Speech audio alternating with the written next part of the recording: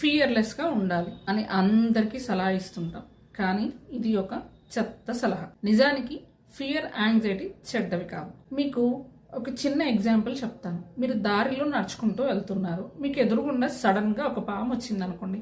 మీరు వెంటనే మీ మైండ్ మీకు ఒక సిగ్నల్ ఇస్తుంది. మీరు అలర్ట్ అయిపోయి అక్కడ నుంచి తప్పించుకోవడమో పారిపోవడమో ఏదో ఒకటి చేస్తారు.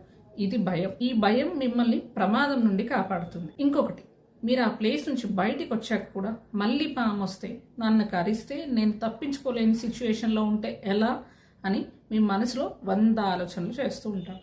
ఇది యాంగ్జైటీ. యాంగ్జైటీ కూడా ప్రాబ్లం కాదు. ఎందుకు అంటే ఇది ఫ్యూచర్లో మీకు ఇలాంటి ప్రాబ్లమ్స్ వచ్చే ఛాన్సెస్ ఉంది.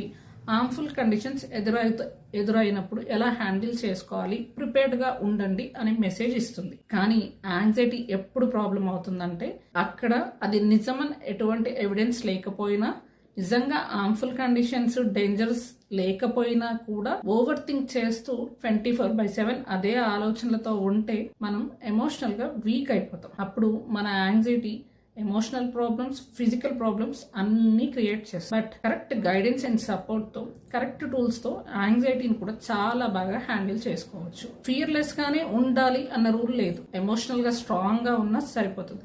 అప్పుడు ఫియర్, యాంగ్జైటీ రెండు కూడా మన ఎదుగుదలకి హెల్ప్ చేస్తాయి. Thank you. Mamata Mallam, emotional strength coach for women. Like, share, subscribe and follow for more updates. DM or contact me for guidance and support.